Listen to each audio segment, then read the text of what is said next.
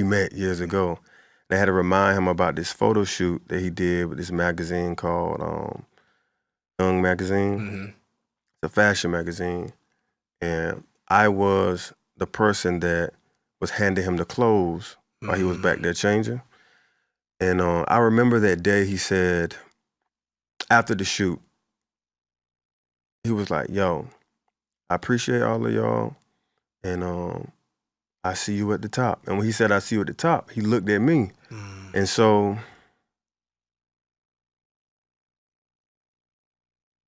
that's crazy. So when he said that, I get emotional about that because I remember hating my life at the time. Wow. And that's the only thing I had to hold on for like the next 4 years. Wow. I never got a chance to sing background with nobody on tour. Nobody would hire me. So there were no music opportunities that were presenting themselves to me or the ones I was going after. And so I just had to hold on to this brother's word. So him asking me to be on that record. I'm speaking life into you too. Yeah, man. That's powerful. Can we talk? Oh, can we talk? Can we talk? R&B. What's up, guys? Thank you for tuning in to another episode. I apologize for interrupting really quick. I just wanted to talk to you guys about how much work it's taking us to contribute this incredible content for you guys. For all you R&B lovers that really enjoy these conversations from legends and new artists and just R&B contributors across the board, we would greatly appreciate if you just hit subscribe, like, and share this content. God bless you, and here's the episode. What's up? It's your boy Ian Vaughn, and I'm excited. I'm excited today. Thank you for tuning in to another episode of the Can We Talk R&B podcast. I have one of them ones with me today, and I know I say that a lot, but there are tears. There are vocal tears out here. And I have a special talent, I guess one of my southern brothers, you know what I mean? Y'all know I'm from New Orleans. This brother's from North Carolina. He's an incredible high-level vocalist, singer-songwriter, independent artist that's been making noise dramatically, I guess, over the past 6 or 7 years. I want to introduce you guys to my guest today, Mr. Samoht. I'm saying Samoht. Is it with a T or is it with? So I said it do got there, the T up there, right? But it's some more. Like, give me some more. Give me some more. I like that. That's creative. Okay. Because I was gonna wonder. I'm like, man, you from the South? Your name's Samoht? Like, how they come up with that? I always say it's French. I got you. Yeah. Oui. I got you. Thank you for joining us today, man. I'm glad to be here. Yeah. So we had an opportunity just now, kind of catching the vibe to the album. Yeah. And I've been listening to the album all weekend long, and I'm gonna tell you, it just dropped on Friday, November 10th. Mm-hmm. The name of the album is Amor. Yes. Let's just get right into like the album. Like Amor, what's the motivation? What's the inspiration behind this particular project? So my music, previous to now, it was all like healing and processing breakups and just singing and emoting from that place. Yeah. So I took some time off to get into my love era. And it took me longer to put this project out because I was like, I don't know if people are going to listen to me not sad. Because I've heard that like, yo, you know, I love broke down you. And I was like, dang, that's kind of messed up. Yeah. And so I just didn't want that vibration on this album. Yeah. I've definitely been through stuff in the past 2 years with like loss and family and stuff, but Sure. I didn't feel led to release that. Gotcha. So this is what I felt led to release. Yeah, I mean, I think it's important to, I mean, as a songwriter myself, or just as a person who likes to, you know, I guess putting out vibrations, it's important to, you know, tell multiple facets and multiple sides of yourself. Like if you putting out all music that's one way, then that's all everybody's expecting. But you have different sides of yourself. You Absolutely. know what I mean? And it's good to add this to your catalog. And I'm telling you, I'm really thoroughly enjoying this album. It's been look, Chris Brown dropped Friday. Yeah, Brandy. Brandy dropped the Christmas album. I've listened to you know, R&B music you got to sit with. Yeah. You know what I'm saying? And to be honest with you, I knew we had this scheduled, so I've been listening to your album the most. Okay. But I've been enjoying it, and I'm not even capping. I've been enjoying it the most. Dope. Totally different. I guess a breath of fresh air from what I've been listening to, just based off of vibrations that people have been putting out. Yeah. So I appreciate this particular contribution. Thank you. This offering. Yeah, that's what it feels like. Yeah. It's fantastic. So tell us about yourself, man. Like so you're from North Carolina. Mm-hmm. You are a Southern boy, church boy. I can hear that in your vocals. Take me on that journey. So I was born in Woodson, North Carolina. Okay. My mom and my grandmother, they were like over the music at the church, so I had to go to every service. Before I even could spell service or church, I was there 3 times on Sunday. Listen, Courtly, you said you was Kojic earlier. Oh yeah. I grew up Baptist, Free Will Baptist. Okay. So it was very serious. Yeah. We barely spoke tongues. So if the pastor did speak tongues, like, okay, he was in here today. So it was very like constructive. My mom played the organ, so hearing her like slide down the organ, and she would jump on bass and drums. So over time, I just would sing what she would play. So hearing that every Sunday just got into my soul. Got you. I mean, I can hear that. I mean, I hear that. I grew up Kojic, but I also like my family is a Kojic family. But we ended up transitioning to a non-denominational church. Didn't we all? Right. And but growing up listening to groups like Commission, the Winans, the Clarks, that's the pedigree I come from, Take 6. And of course, but I've always been like a thorough R&B head, like always. So I can remember back from the 80s, New Edition, just being like, man, what is this? You know what I mean? The gospel music that I grew up listening to was the closest to R&B that I could get, right? So when I listen to your style, and again, me being a guy I've been to so many churches, different denominations, I could hear that Baptist root in your style, but you have a very dynamic vocal range that, you know what I'm saying? Like, have you taught music? I mean, like, I know your mom was a musician, but I'm like, what you do is different. What you do is more advanced. Can you go in more depth? Well, I'm asking you to go into depth because the reality you is was interviewing me, ain't you? Yeah. I guess, you know what? I know what kind of changed my perspective on how I can sing chorus. Shout out to this lady named Kathy Sherrod. That's why I was like classically trained. I was in vocal art. She told me that I can do more with my voice than what I was doing in the gospel choir. Gotcha. So I just implement a lot of different coaches into what I do. Yeah. As far as what they do musically. Gotcha. Yeah. Because listening to the album, the record Easy is like, that's one of my favorites on the project so far. And the chord changes that you are going to, like, it's advanced, you know what I'm saying? Yeah. So if you can, it's one of those things, like, I don't know, like a lot of people who are music fans, they'll be able to feel it and understand, I guess, what they're feeling, but they don't, well, I won't say they understand it. They'll feel it and appreciate what they're feeling, but they won't necessarily understand what you're doing musically and how complicated that is, to do. Yeah. But again, you captured the vibe. So with that said, North Carolina, church boy, your mom's, like, what got you into R&B music? When did you first fall in love with R&B? Michael Jackson. I know that's pop, but I really love Little Michael. Little Michael was singing. Yeah. And so from there, of course, I wasn't around when Little Michael was doing his thing. Of course. But I went back and like listened to those records. So a lot of it was like the Isley Brothers. My uncles and my aunts listened to like the old school R&B, Barry White. Come on. But my aunt Devorah, she was the one that was like listening to Mary J. Blige. Yeah. So I would be laying in the bed and she would stand up in her room and with her headphones on and listen to music. Yeah. And I just remember hearing it from afar. And I was like, oh, that sounds good. I really didn't know what I was listening to. I knew it wasn't gospel, but they sung at church. Yeah. Because the gospel songs is what I heard repeatedly. Sure. That's why I know all of them. Right.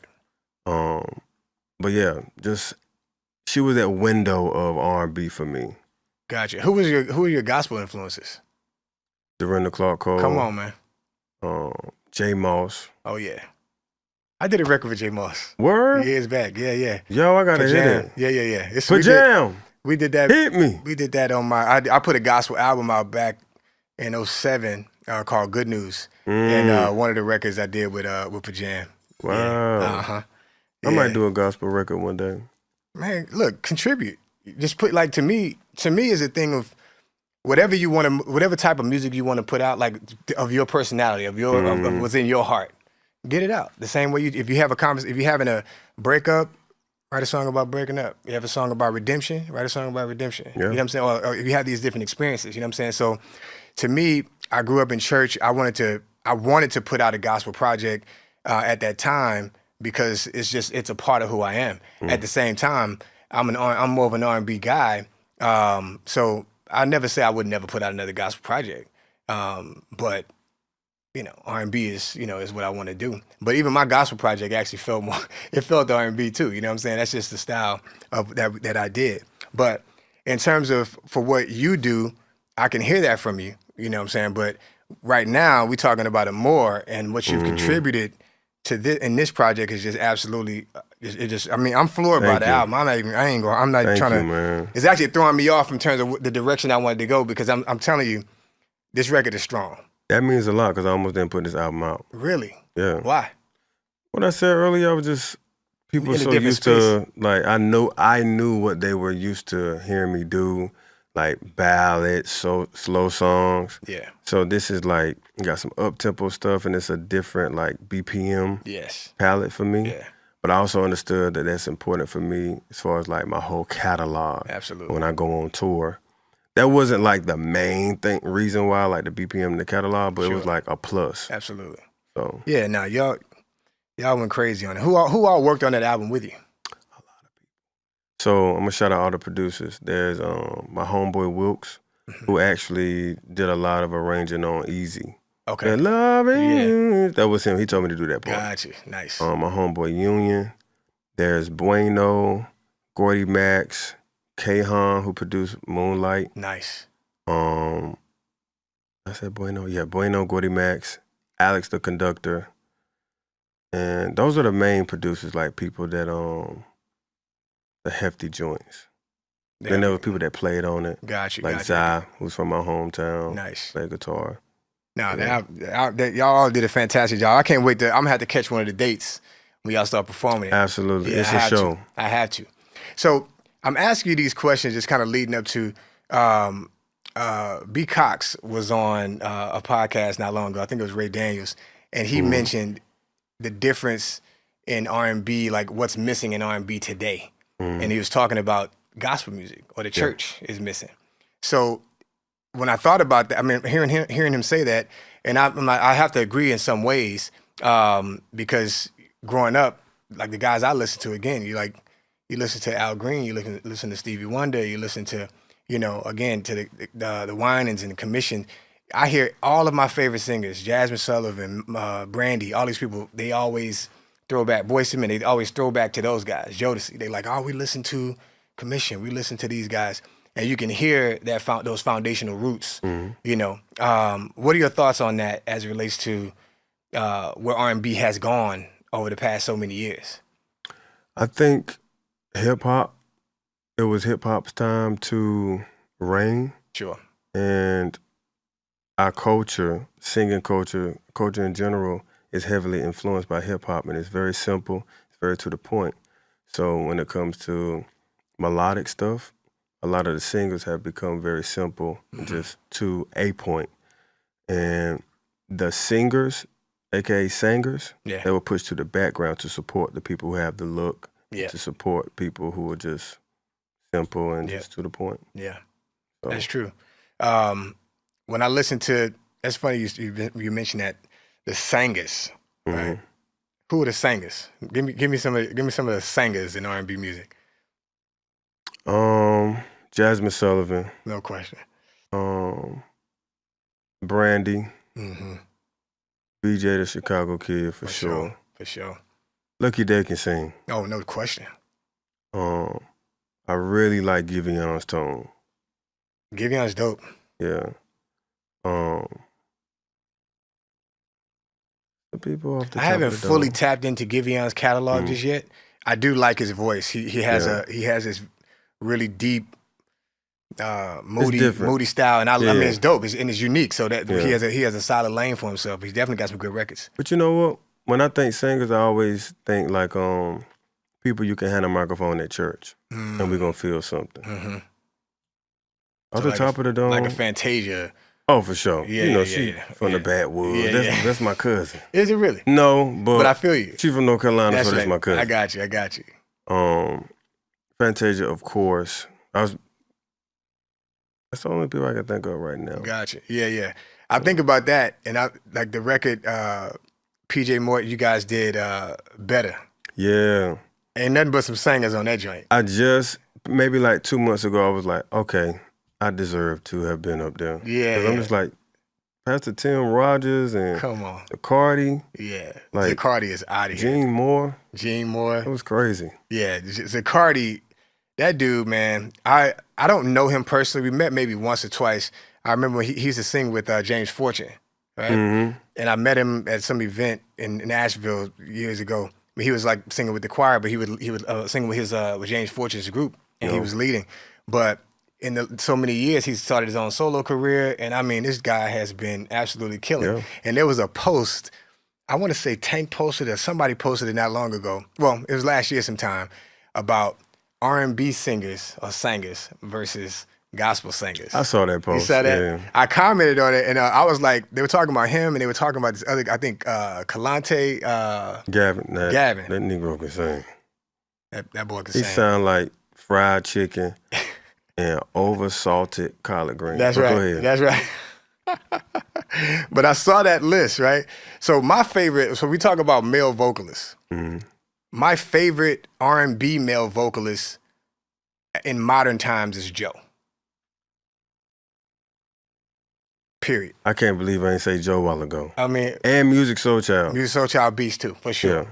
But Joe is like, so I'm always comparing, like, are we getting this? I'm like, dude, Joe could sing the phone book. You know what I mean?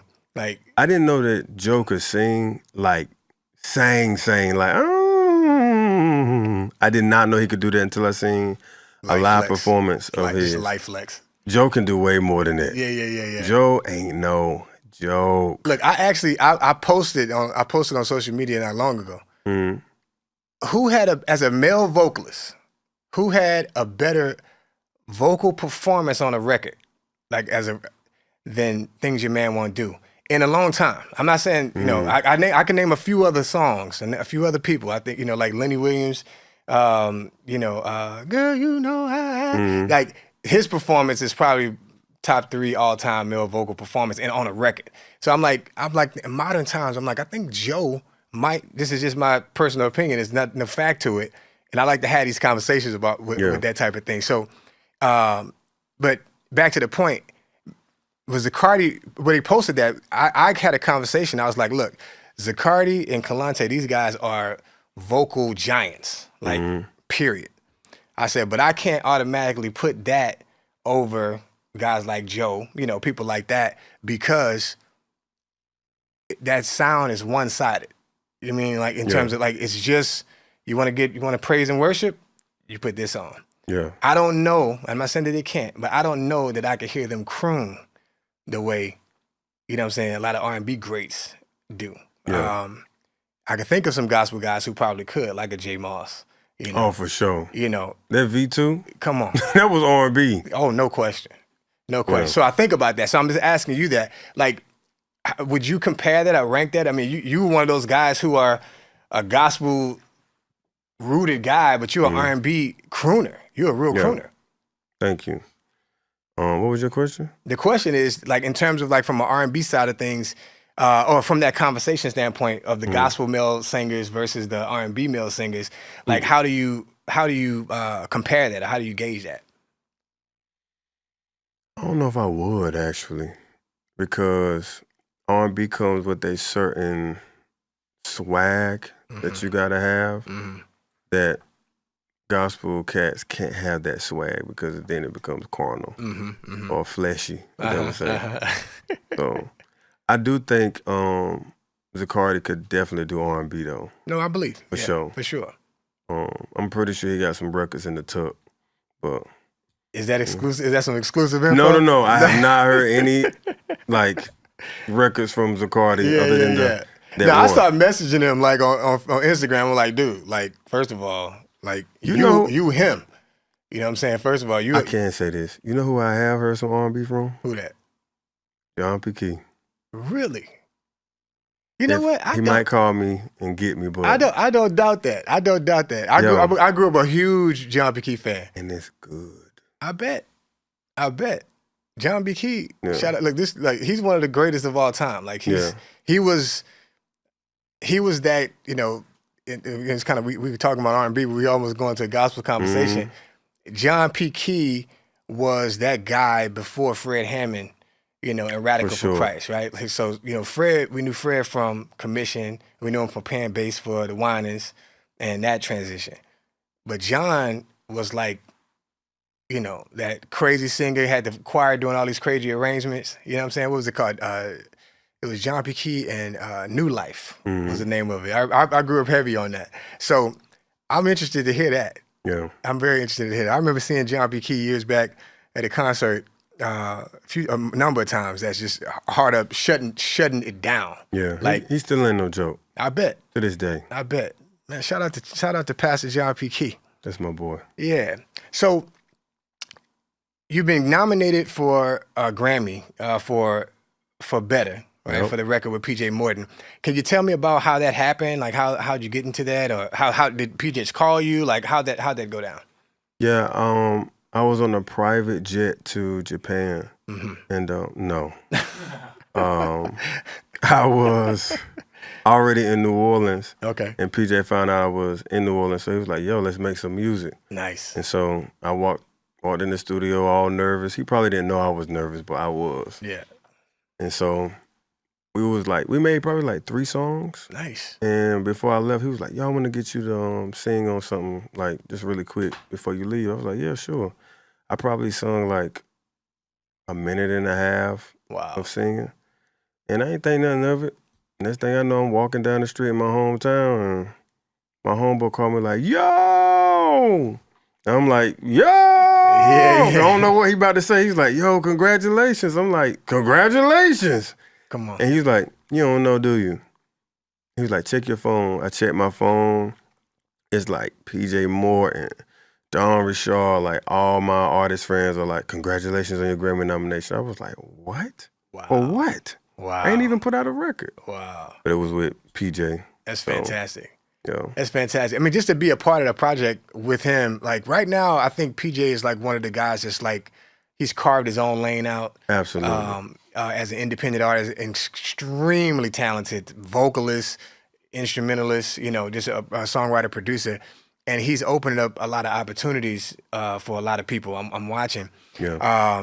You know, and to see, I remember when that song, or I guess when he was posting the videos and stuff of that song earlier this year, and to see that is, I mean, he seems to be on the Grammy list every year for something. You know, I love that for him. Yeah, so he's big. That's fantastic. So congratulations to you. Thank you for your contribution on that.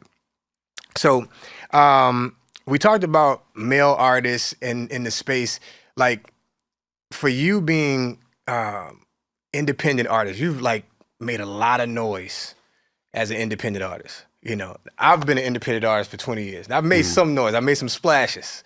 We've done some cool things. Yeah. But I've always admired, and I see guys like yourself. I see guys like Eric Bellinger. I see guys like, you know, Brent Faiyaz, independent artists that carve these lanes and just make fantastic music and impacts in the industry. Like, can you tell me about some of the pitfalls that you may have faced, or over the journey of becoming where you are now?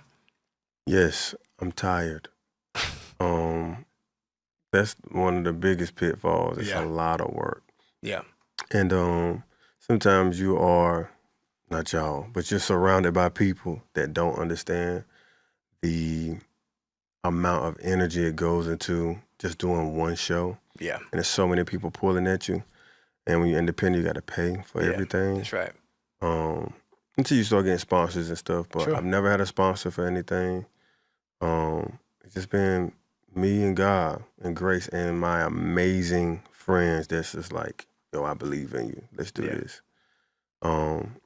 Money is a factor. Sure. But I don't be worried about money too much. As long as I got something to eat, I'm good. So in terms of like, how important is it? Like, I see you have your crew here.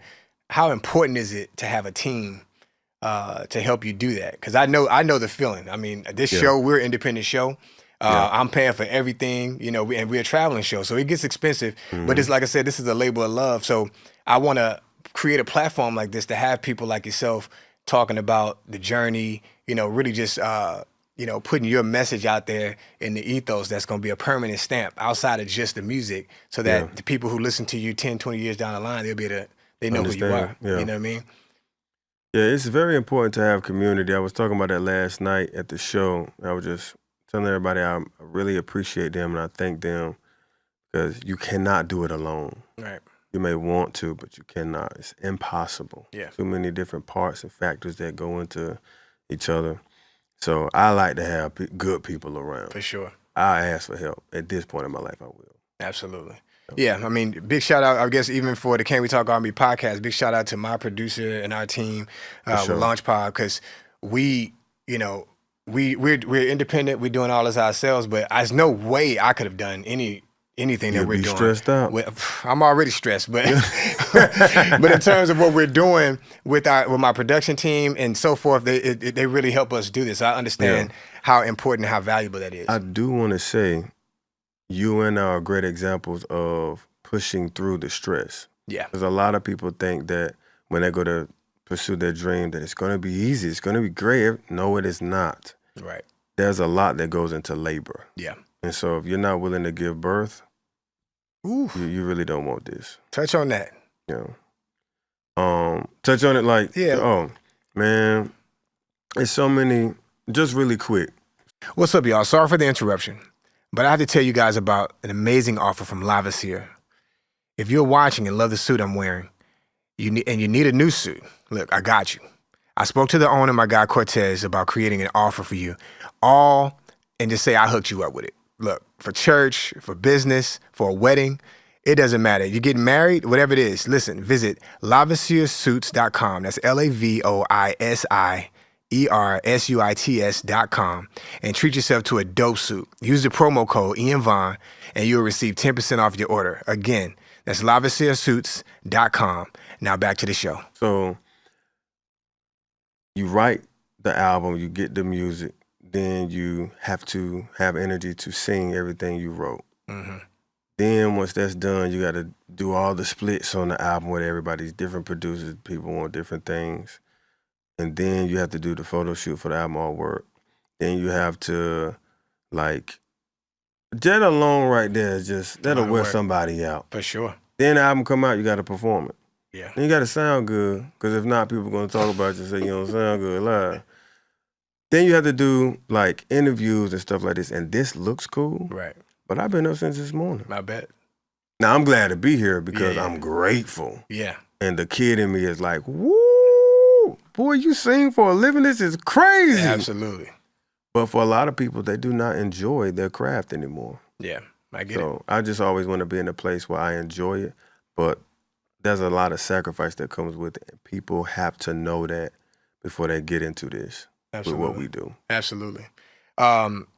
Listening to what you're saying, and I know firsthand, the music business as a whole, it's not a very giving business, right? So you have to work for everything that you get. Yes, you do. But when it comes down to it, what's most important is when you're sitting in your room, you write these songs. To me, at least, one of my favorite parts is, you know, I got a song that I put out, and the audience is singing that song back to me. I'm like, man, I was just in my room, you know what I mean? Like playing around. Just playing around, you know what I'm saying? So it's always fantastic feeling when you have the people support what you're doing. And that kind of gives you, put the battery in your back to continue doing it, you know what I mean? For sure. All right, so in R&B music, I feel like a lot of guys have dropped the ball. Okay, so... How so? So I'm not talking about specifically the music, because a lot, and that part is great or whatever. In fashion, R&B music, to me, when the guy's singing, you're supposed to be We crooners, we ladies men. We supposed to make the vibe, create a vibe, you know what I mean? Like create an appeal. Yeah. And when it come down to fashion, I feel like that's very important. A lot of guys just, t-shirt, whatever. It's a real I don't really care mood. I'm not saying that that's a standard that has to be anyway. I'm not saying anything like that because, it is what it is. It's a different generation. But the way I came up, I'm watching guys wearing suits. I'm watching guys just dressed in a certain way that's actually make other guys want to dress that way. You know what I'm saying? Just culture trendsetters, more or less. And I look at your style, and you're a trendsetter.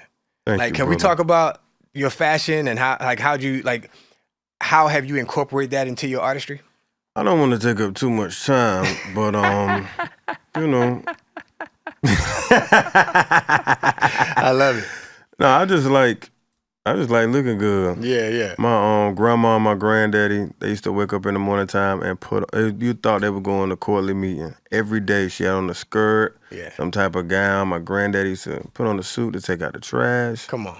So they would dress me up to go play outside, and I would have on a 3-piece suit. Come on, man. White, with the socks pulled up. I remember walking around with them white shoes with the bells on them. I don't know why I remember that. Really? Yes, but yeah. I remember wearing the penny loafers. Yeah, I don't know why I remember that. Why did they have them bells on them shoes? So they can hear your ass coming. Like. Okay. Thank you. Never knew. But yeah, they would send me outside and say, now don't get nasty. I got on a suit. Come on, we in the white. Country. But I learned how to just stay clean in dirty situations so I won't get my tail whooped. I got you. Yeah, I want to give a big shout out to my man Cortez out of New Orleans for La Vasseur. He's the that's clean. Thank you, brother. He's the designer and the clothier for this brand. And I want to say he's done some stuff for PJ as well. As a matter of fact, probably. As a matter of fact, he has. This is 100%. So I'm gonna have to link y'all up. Please do. So you come to New Orleans. He comes out, he does like the full tailoring, measurements, the whole deal, and it's gonna be custom to you. Yeah, so ain't no off the rack. It's gonna Black be on? Black on. That's what I'm talking about. 100%. Okay. La Vasseur. Okay. So that's what's up, man. So I do appreciate that. I mean, because to me, fashion is very important. I think Usher is probably one of the only ones that's still holding it down in the fashion department, at a high level. I'm not saying the other guys not coming with it here and there. But I want to see that come. I do want to see that come back. You know what I'm saying? Just to set a standard. You know what I mean? Across the board. Yeah. We'll see. It could happen. So I want to switch gears. I have a segment called the Deep Dive, and we were talking about singers, and I know we both neglected to mention one of the coolest young guys out here, killing Luke James. Oh, my brother. Yeah. Absolutely. Yeah. So you guys did the song Shine On together. Can you tell me about that? Like, I watched the video for that a while ago. I remember when it first came out, and I was just like, this was special. You know what I'm saying? It didn't feel like you guys were going for like a single. You just was making like amazing music. Can you tell me on the journey how that came to be? For sure. So I was absolutely depressed. I was in Charlotte, North Carolina at the time. And I had went there to like just get away from New York. And I like look on my phone. And I seen a DM from Luke James. I was like, oh, this got to be like a fan page or something. Well, he was like, yo, like your voice. He sent me the song Yonder that I have. And he was like, I love this record. I think I got something that, we could do together. Nice. And so I was like, yo, send it over. I sent him my email. He sent it to me. I sent him the record the next day. Wow. Because I was like, listen, I don't know who else he sent this to, but I'm going to write this shit tonight, and I'm going to send it right back. Yeah. And he hit me back immediately and was like, bro, yes, this is exactly what I wanted on it. Nice. And so I didn't think nothing of it. And he invited me to his album, like listening. It was like a few people. And I didn't expect to be on the album. I just knew that he was like kind of looking out for me like a little bro. Sure. Because they could tell that I was new. They was like, okay, this dude popular a little bit, but he don't know what's going on.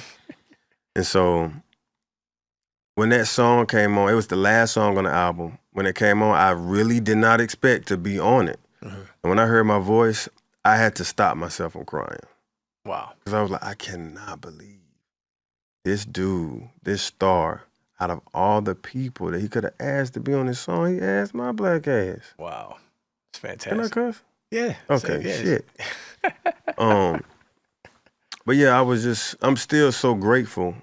And I do want to tell this part. Later on, after we did the live joint with the orchestra, he had called me. He was like, yo, did my team set up everything for you right? You good? I was like, I'm good. And I was telling him, I was like, yeah, you know, we met years ago, actually. And he was like, nah, bro, I ain't meet you. I would have remembered. I said, nigga, we met years ago. And I had to remind him about this photo shoot that he did with this magazine called Fucking Young magazine. It's a fashion magazine. And I was the person that was handing him the clothes while he was back there changing. And I remember that day he said, after the shoot, he was like, yo, I appreciate all of y'all, and I see you at the top. And when he said, I see you at the top, he looked at me. And so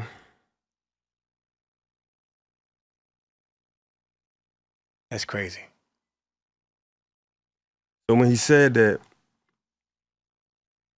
I get emotional about that because I remember hating my life at the time. Wow. And that's the only thing I had to hold on for like the next 4 years. Wow. I never got a chance to sing background with nobody on tour. Nobody would hire me. So there were no music opportunities that were presenting themselves to me or the ones I was going after. And so I just had to hold on to this brother's word. So him asking me to be on that record. I'm speaking life into you too. Yeah, man. That's powerful. I really appreciate him. Luke James can call me and say, bro, I'm in the middle of the ocean. I found him. Wow. For sure. That's amazing. He's a good dude. That's fantastic. Yeah. I'm a huge fan. I've met him a couple times as well, but I want Luke on the show. And I've talked about him a number of different times because we have a lot of mutual friends. As you know, this space is not that big. But he's one of those guys who's just like incredible talent across the board. And that's fantastic because it's important to speak life into brothers. You know what I mean? Yeah. Like that we do that to one another. One thing about this show, you know, a lot of times I'm meeting some of you guys, artists, talent for the first time. And I want to make sure, look, this is not my show. It's my show, but this is our show. This show is for R&B lovers. This show is for people who just like-minded individuals that just enjoy R&B music. Yeah. And all I want to do, look, I call myself the young Donnie Simpson. You know what I mean? Like Donnie Simpson was a huge inspiration. You know, growing up watching Video Soul and you know watching how he would speak to the R&B artists or a lot of soul artists. So, as a singer-songwriter, as an artist who's never really made it where I wanted to be as an artist, I wanted to help create a platform to, you know, to speak life and to, you know, to get these stories out for artists like yourself. You know what I mean? So that's fantastic, man. That's awesome to hear that about Luke. Let me drink some water, yo. You got me about to cry. Go ahead, man. Do your thing, bro. Luke James saved me. Saved my life. Come on, man. So we're going to switch gears. We were just playing the album, and one of my favorite songs, or I would say this is actually at the moment my favorite song, and it's Moonlight. So we have a segment called Respect the Pen. Okay. So I want you to take me on a journey of the writing of that song. Like what, from the lyrical standpoint, like what mood were you in? Like what vibe were you on? So, this new producer that I met at one of my friends' birthday dinners in LA, I thought he was a photographer. Gonna find out he's a producer. He looked like a photographer. He had like the whole photographer look. But he's an amazing musician, an amazing producer. His name is Kahan. And he and his wife, they're like this beautiful, cool couple. Nice. I was over his crib and he played me the beat. And I was just like, I'm drinking tequila tonight. He was like, yo! And so I remember saying, I'm looking good in my all white. And he was like, yo, you gotta record that right now. We like started recording on the phone. So I wrote the first verse, had the first verse and the hook. And I played it for my homeboy, Derek Downey Jr. Mm-hmm. And he was like, I can write to this. And I ain't never heard him write nothing. Yeah. But I was like, you're never supposed to sleep on your friends that like listen to a lot of music. That's Cause right. them be the ones That's that know right. what they talking about. That's right. And I was like, I'm gonna send it to you. This boy played me that second verse. Wow. And I was like, bro, this is really good. Yeah, dude. And so I went and recorded it with K-Han. And so I think this is Derek's first placement as a songwriter. Nice. Yeah. That's But fantastic. he wrote the entire second verse. And I didn't try to go change nothing. So it was like, this is my art. It's like, it felt very like community with me and my friends.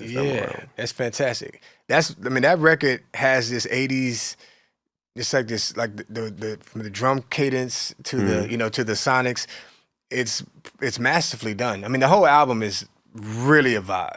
Thank you. But that record, to me, is one that you just want to dance to. Like, I mean, like, who grabbing their girl and dancing? Are people doing that anymore? You know what I mean? Nah, they ain't. But they can do it at Moonlight, though. Oh, for sure. We can do. Really, you could do it to the whole album. Because I'm gonna tell you, I live in New Orleans, and in my building, we got the floor to ceiling windows. It's real nice, right? Rain's dropping. This past Sunday, and it's like drizzle on the glass. All you see is drizzle all over the, water pellets all over the window. And then I play this album, and I literally, no cap, this album played prior for like, because it's 33 minutes. The album played for like 4 hours. Wow. I just kept letting it go.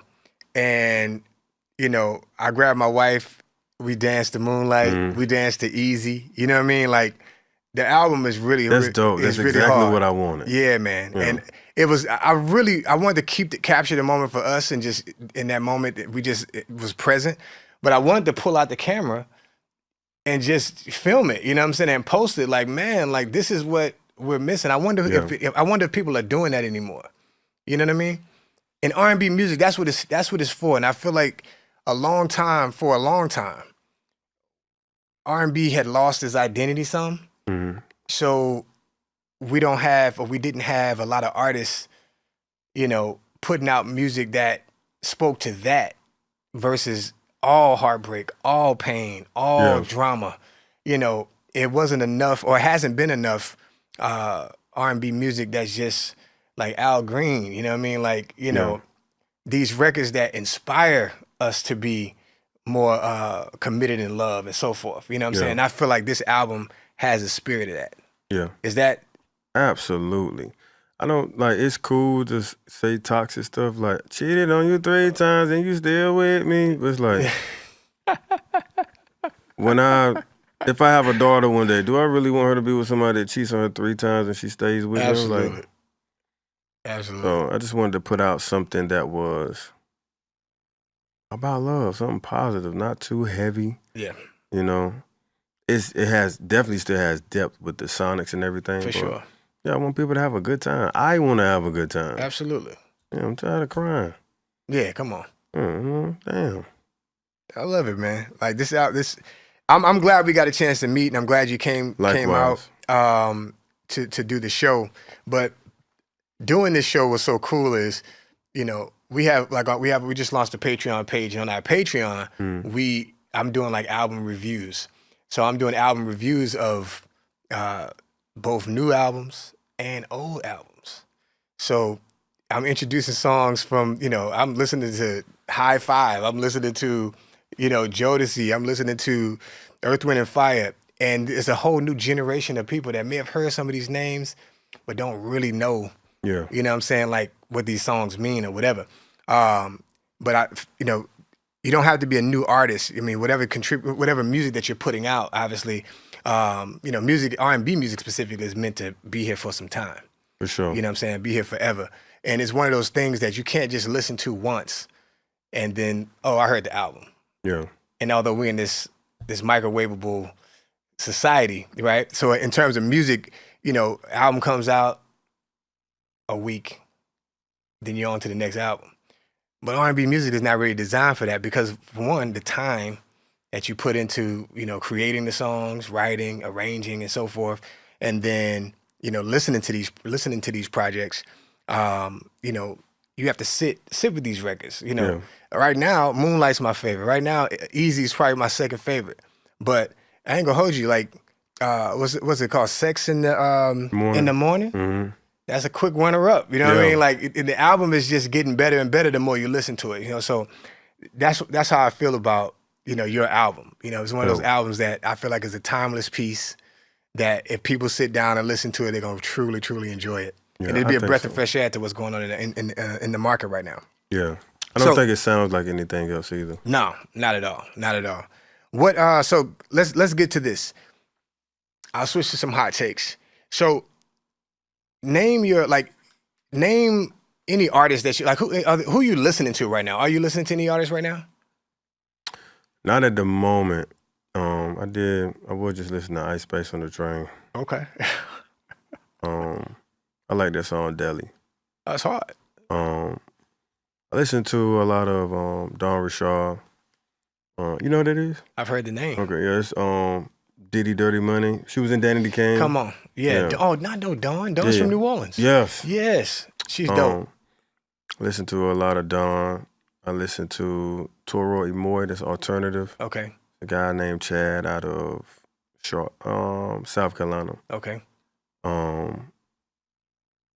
That's about it. I listen to a lot of like just sounds, frequencies and stuff. Wish I had something more like to say, but I don't. No. I mean, that's real. Like, even listening to the album, relax. Yeah. It's just listen to a lot of lo-fi. It's just stuff like that. Yeah. I love that. Like, so I got you. Shout out to Dawn. I've never met her before. Definitely been a big fan of her over the years as a songwriter and as an artist. I know I follow her on social and I see she's very active, so she's still getting it on real heavy. Absolutely. Yeah. Dawn. Very. Can we talk R&B? We got to get Dawn on the show. No, I'm sure she would love to be a part. Yeah. You from New Orleans. Absolutely. Luke too. Yeah. All the New Orleans people love me. Come on, I love them too, but they always ask me to be a part of this stuff. Dawn did one of my she did a song with me before. Nice. So Luke, Dawn, that's PJ. crazy. PJ, that's crazy. But it's I guess maybe it's, I mean, well, for one, you just dope, so I guess that wouldn't matter where you're from. But you're a Southern boy, and I guess we all kind of, you know, when you can feel that kinship. You know what I'm saying? I feel you. So, you're not really listening to a whole lot of guys, but in terms of like, can you give me like a list of your favorite singers? Like let's say top 5 favorite singers. Top 5. I would say let's say R&B singers, because I know that can get okay, you did just narrow it down. Yeah, that can get crazy. Okay, Joe, for sure. Music Soul Child. R&B, Lucky Day. Yeah, cold blooded. I'm gonna go. They gotta be all guys? No, of course not. Jasmine Sullivan, for sure. I love Jasmine Sullivan. Me too. And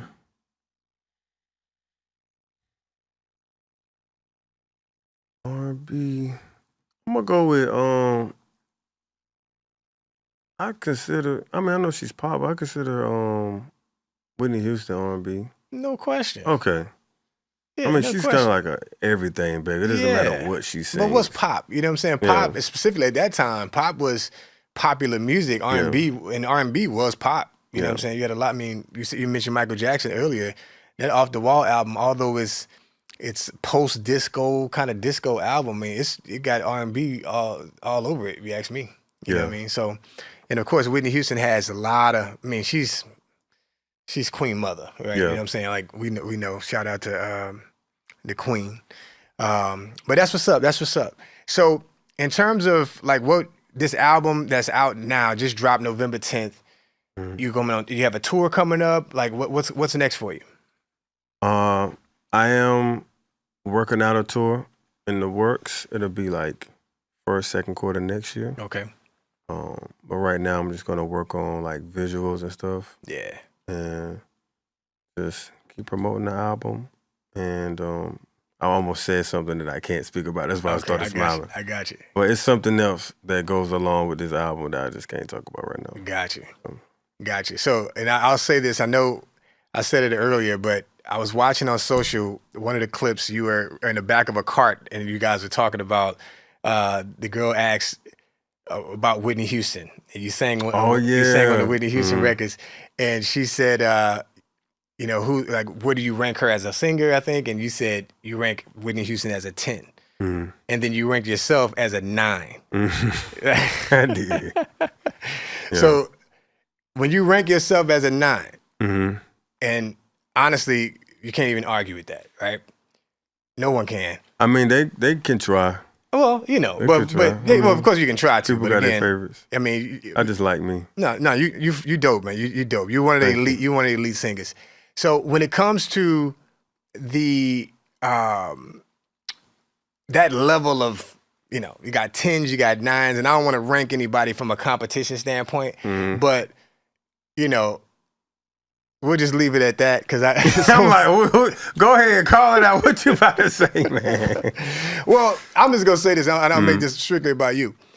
I've been listening to you do these crazy vocal acrobatics. I mean, you hitting a high F. I don't really read theory, but I understand. You know what I mean? Like you hit the high F, you run that joke all the way down to a low G, D, whatever. Swing it back up, throw it around the corner, come back. Like you know, where do you get that from, man? Yo, it's like the instruments, you know, like the what's that? I forget the name of the song, but oh yeah. So I used to listen to a lot of that, and so I would just do my version of that and just keep the run going. I'll be like, what if I add this run with that run and then do this run? I will add them all together. I got a homeboy from North Carolina named AJ Simmons. He's literally one of the best singers. Wow. Walking this planet. Wow. And he does more short runs, and I admire him, and he admires me for doing the long ones. He was like, yo, how you doing the long ones? I was like, yo, I wanted to ask you how you doing the short ones. Yeah, just cut them off. Yeah, that is so clean to me, just cutting it off. Because me, I could just keep going and going and going. Yeah. So I feel like on this album though, like you're showing what you can do vocally more in the arrangements, but you're not over singing. Boom, you know what you're talking about because that's exactly what I did. Yeah. I didn't want to over sing this time. I felt like y'all trust me enough. Y'all trust that I can just let me make some good music. Yeah. And that's what makes the music go. Like we, you know. It's almost like speaking another language, you know what I'm saying? Like when you doing so many acrobatic runs, so many this, so many that, and I can do all type of runs. I know my best songs to me is when I'm not doing that. You know what I'm saying? I can do all type of harmonies, but I know that can get it could just get a little too much because, you know, I'll just keep going over 4 part, 5 or 6 part, you know, for whatever reason. But I feel you. I feel like you did a fantastic job with this album. I'm a big fan, you know. Thank you. And I can't tell you, like, I listened to you listen to some of your music before, but this is the first time I've actually, like, done a deep dive on the album. And I'm telling you right now, the Amore project, this is killer. Thank you, man. Yo, Samoht, thank you so much for coming, man. Absolutely. I appreciate you, brother. For sure. I really do. Guys, this is a continued conversation. So I really, really, really have enjoyed this conversation with my man, Samoht. You guys go get that album just dropped called Amor. Look, I have one question for you. Can we talk R&B? Bless. Yo, that was dope. It's good. Absolutely, man. Yeah. For sure. Can we talk? Can we talk? Can we talk?